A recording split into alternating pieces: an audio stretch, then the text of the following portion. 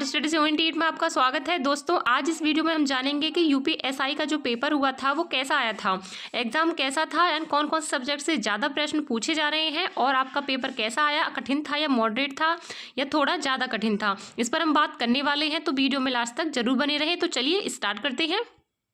दोस्तों, यहाँ से आपका पहला क्वेश्चन स्टार्ट होता है, यानी कि आपकी जो जीके है वो आपकी 41 नंबर से है। तो यहाँ से आपका 41वें नंबर क्वेश्चन स्टार्ट होता है। श्रेया सिंघल बनाम भारत संघ 2015 मामले में सर्वोच्च न्यायालय में आईटी अधिनियम की धारा 66A को मुख्यतः किस कारण से रद्द कर दिया गया था। ये क्वेश्चन आपको आया हुआ क्वेश्चन है आपका। तो इसमें जो इसका करेक्ट आंसर होगा वो कौन सा था? जो इसका करेक्ट आंसर आपका बी वाला था। यह अस्पष्ट, अत्यधिक व्यापक था और संवैधानिक रूप से अनुमत और प्रतिबंधों से परे और अभिव्यक्ति की स्वतंत्रता को सीमित करता था। या इसका जो करेक्ट आंसर होगा बी है। जिस भी फ्रेंड्स ने बी आंसर लगाया है एकदम उनका करेक्ट आंसर है। अब नेक्स्ट देखते हैं कौन सा क्वेश्चन पूछा था। नेक्स्ट क्वेश्चन पूछा था 42वां क्वेश्चन था, यदि 42वां क्वेश्चन पूछा है कि यदि कार्यालय रिक्त हो जाता है तो नए राष्ट्रपति का चुनाव कितनी जल्दी होना चाहिए। यानी कि जब हमारा राष्ट्रपति का जो चुनाव होता है वो कितने टाइम के अंदर होना चाहिए। जो इसका जो करेक्ट आंसर है वो आपका सी वाला, यानी कि 6 महीने के भीतर एकदम करेक्ट आंसर था, यानी कि सी आंसर इसका करेक्ट था। अब चलते हैं 43वें नंबर क्वेश्चन पर। 43वां नंबर क्या कहता है? सूचना प्रौद्योगिकी अधिनियम 2000 की धारा 69A संबंधित है। किससे संबंधित है? तो आपको बताना था। इसका जो करेक्ट आंसर आपका ए वाला रहेगा। ए वाला एकदम करेक्ट आंसर है। जानकारी तथा सार्वजनिक पहुंच को अवरुद्ध करने के लिए निर्देश जारी करने की शक्ति। इसका जो करेक्ट आंसर है ए एकदम करेक्ट है। अब देखते हैं 44वें नंबर क्वेश्चन को। 44वें नंबर क्वेश्चन क्या पूछा था? 44वें नंबर क्वेश्चन पूछा था, अखिल भारतीय सेवाओं में चयन के लिए आयोजित सिविल सेवाओं की परीक्षा में कितने चरण हैं। यानी कि आपको चरण बताने थे, कितने चरण होते हैं। तो आप सभी को ये तो आसान मतलब क्वेश्चन था। तो इसके जो चरण थे वो आपके 3 चरण होते हैं, यानी 3 वाला इसका करेक्ट आंसर है। क्योंकि देखो, आप पता होगा, एक आपका प्री होता है, एक मेंस होता है और आपका इंटरव्यू, 3 चरण आपके होते हैं। तो आगे मैं बात करती हूँ। 45वां नंबर क्या पूछा था कि भारतीय संसद में निम्नलिखित में से किस समिति को स्थायी समिति के रूप में जाना जाता है। तो ऐसी कौन सी समिति थी जो स्थायी रूप से मानी जाती है? तो आपकी सार्वजनिक लेखा समिति। का जो करेक्ट आंसर था वो आपका ए वाला, यानी कि सार्वजनिक लेखा समिति। सार्वजनिक लेखा समिति जिसने भी लगाया है उनका एकदम करेक्ट है। अब चलते हैं नेक्स्ट क्वेश्चन पर। 46वें क्वेश्चन देखते हैं। 46वां क्वेश्चन कौन सा पूछा था? 46वां क्वेश्चन था आपका, भारत की संसद द्वारा पारित 2013 का कौन सा अधिनियम प्रभावित व्यक्तियों को मुआवजा, पुनर्वारा, और इसमें जो दिख नहीं रहा है, इसमें कट रहा है, तो करने की प्रक्रिया और नियम निर्धारित करता है। तो इसका जो करेक्ट आंसर था वो आपका बी वाला करेक्ट आंसर था। भूमि अधिग्रहण, पुनर्वास और पुनर्स्थापन में उचित मुआवजे और पारदर्शी तकार अधिनियम एकदम करेक्ट आंसर है, इसका बी था। जिसने भी बी लगाया उनका एकदम करेक्ट आंसर है। अब देखते हैं नेक्स्ट 47वें क्वेश्चन की। 47वां क्वेश्चन कौन सा आया था? 47वां क्वेश्चन पूछा था वन्यजीव से। वन्यजीव से क्वेश्चन आ रहे हैं आपके। वन्यजीव संरक्षण अधिनियम 1972 को किस मुख्य उद्देश्य से लागू किया गया था? जो आपका वन्यजीव अभ्यारण्य था 1972 वाला, तो ये किस उद्देश्य से लागू किया गया था आपको बताना था। तो इसका जो करेक्ट आंसर आपका बी वाला था। इसने भी लगाया एकदम करेक्ट है। वन्यजीव और इसके व्युत्पन्न उत्पादों के शिकार, तस्करी और अवैध व्यापार को नियंत्रित करना है। तो इसका जो करेक्ट आंसर था वो आपका बी था। अब बात करते हैं 48वें क्वेश्चन की। 48वें क्वेश्चन में पूछा था कि 48वें क्वेश्चन में पूछा था, उपराष्ट्रपति अधिकतम कितने समय तक कार्यकाल राष्ट्रपति की सेवा कर सकता है। कहने का मतलब ये है कि राष्ट्रपति के जो पद पे वो कितने साल तक रह सकता है। तो आपके 6 महीने। 6 महीने जिसने भी लगाया एकदम करेक्ट आंसर है। अब चलते हैं 49वें नंबर क्वेश्चन पर। 49वें नंबर क्वेश्चन क्या पूछा था? इसमें पूछा गया था कि आपका संविधान का कौन सा अनुच्छेद उच्च न्यायालयों को अधीनस्थ अदालतों पर अधिकार प्रदान करता है। तो ऐसा कौन सा अनुच्छेद था जो इस काम को करता है, अधीनस्थ अदालतों पर अधिकार करता है। तो आपको बताना था। इसका जो करेक्ट आंसर है वो आपका डी वाला, यानी कि 235 था। आर्टिकल 235 में ये आता है।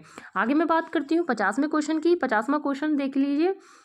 50वें क्वेश्चन में पूछा था 50वें क्वेश्चन में क्या पूछा था? मास्टर कोशिकाओं से निकलने वाला कौन सा रसायन छींक और आंखों से पानी आने जैसे एलर्जी के लक्षण पैदा करता है। तो ऐसा कौन सा लक्षण है? तो आपको बताना। 4 आपके ऑप्शन है।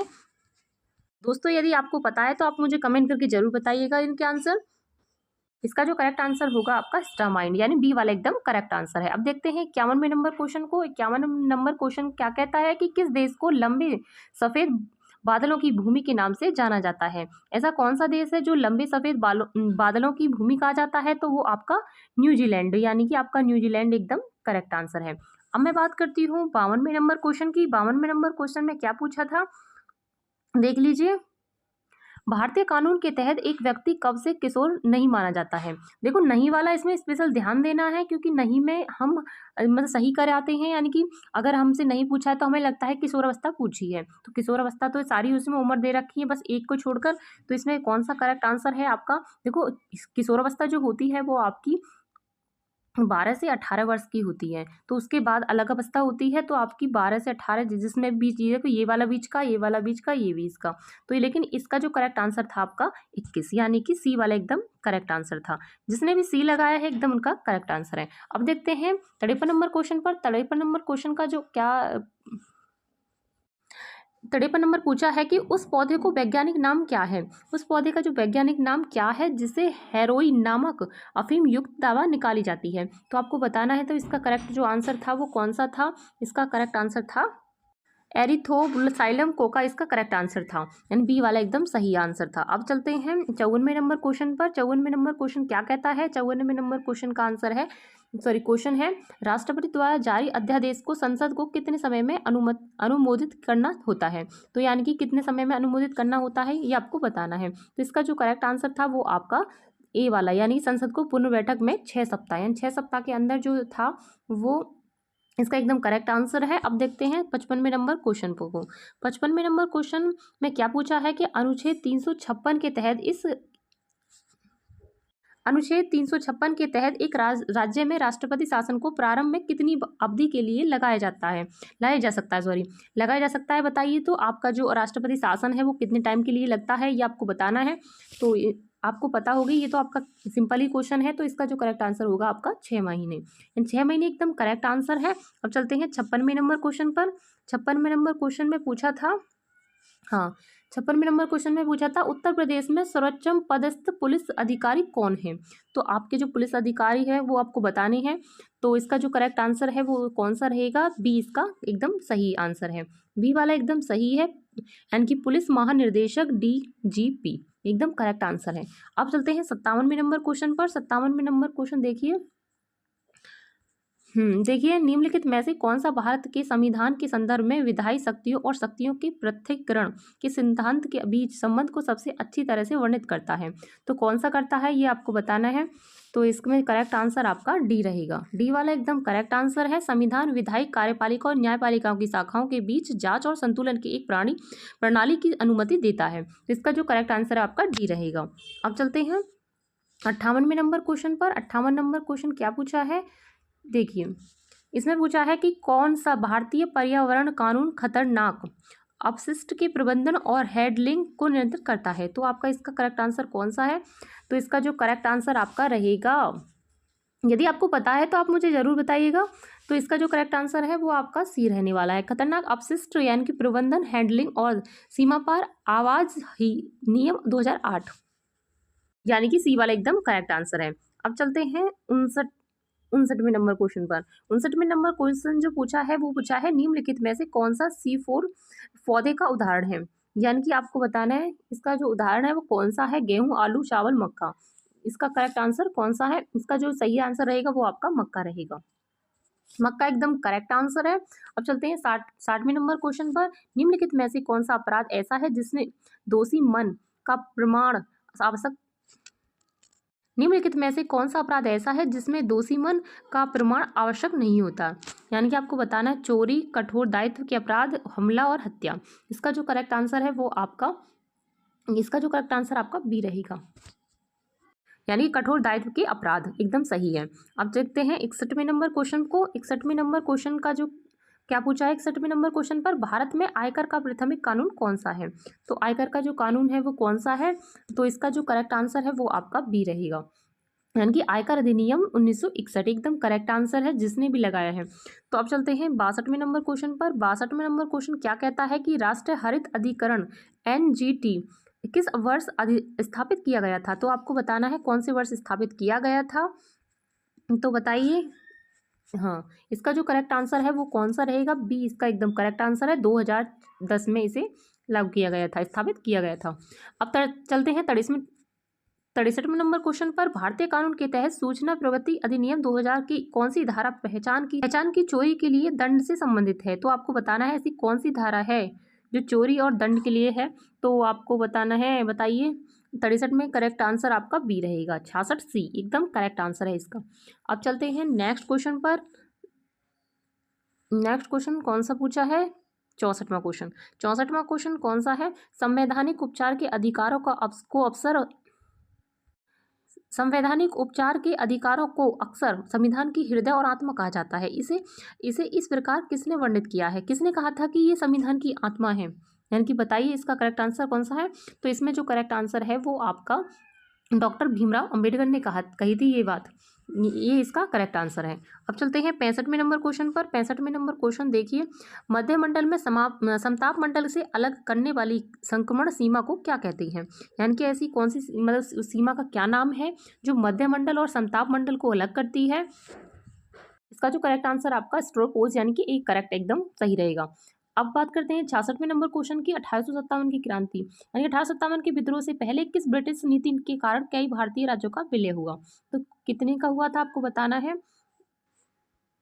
जो करेक्ट आंसर आपका रहेगा राज्य अपहरण का सिद्धांत यानी कि सी वाला एकदम करेक्ट आंसर है। अब चलते हैं नेक्स्ट क्वेश्चन पर यानी कि 67वां क्वेश्चन। 67वां क्वेश्चन क्या पूछा है कि निम्नलिखित में से कौन सी क्लाउड कंप्यूटिंग सेवा है? तो आपको बताना है कौन सी है। इसका जो करेक्ट आंसर है वो कौन सा रहेगा? इसका जो करेक्ट आंसर आएगा गूगल ड्राइव। गूगल ड्राइव एकदम करेक्ट आंसर है इसका।